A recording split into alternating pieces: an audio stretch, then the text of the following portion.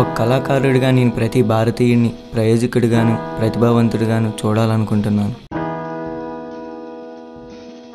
ప్రేమ మన ఆలోచనల్ని మరియు పట్టుదలని నాశనం చేస్తుంది.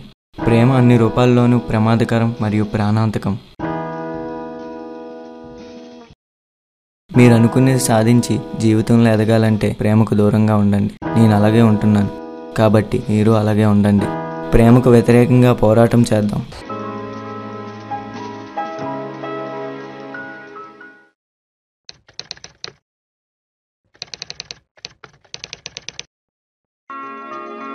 కాలేజ్కి వెళ్ళేటప్పుడు నేను బస్ స్టాప్లో నిల్చొని ఒక అమ్మాయిని కూడా చూడకూడదు అనుకుంటాను. ఎందుకంటే అలా చూస్తే రోజంతా ఆ అమ్మాయి గురించి ఆలోచిస్తూ ఉంటాను. అది నన్ను ఫస్ట్ ర్యాంక్ దూరమయ్యేలా చేస్తుంది.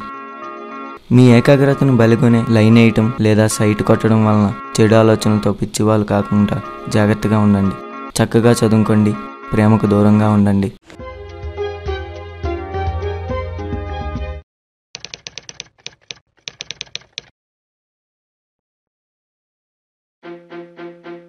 మీరు బాగా చదివి ఎగ్జామ్ రాస్తున్నప్పటికీ ఫెయిల్ కావడం చాలా దారుణం. ఎగ్జామ్ హాల్లో మీ పక్కన అందమైన అమ్మాయి లేదా లేడీ ఇన్విజిలేటర్ ఉండటం వల్ల అలా జరుగుండొచ్చు. ప్రేమ మిమ్మల్ని ఫెయిల్ అయ్యేలా చేస్తుంది. మీరు ప్రేమిస్తున్నారంటే మీ చుట్టుపక్కల మరొకరు కూడా ప్రేమించాలనుకుంటారు. పద్ధతిగా ఉండండి. ప్రేమకు దూరంగా ఉండండి. ఫెయిల్ కావద్దు.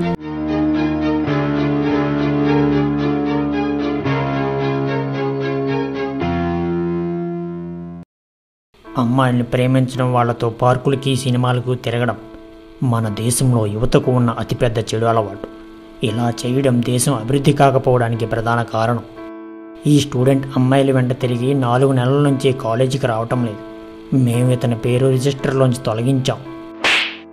వీడు చదువుకోకపోయినా వీడికి గవర్నమెంట్ జాబ్ రావాలని దేవుడిపైనే భారం వేశాం. రమేష్ మరియు సురేష్ లాస్ట్ ఇయర్ బ్యాక్లాగ్స్ పెండింగ్లో ఉంచుకున్నారు. బహుశా వీళ్ళు పాస్ కాకపోవచ్చు. వీళ్ళిద్దరు సెమిస్టర్ ఫీజు కట్టడం కోసం మా 2 గేదెలను అమ్ముకోవాల్సి వచ్చింది. ప్రేమ మనుషుల్నే కాదు పశువుల్ని కూడా నాశనం చేస్తుంది.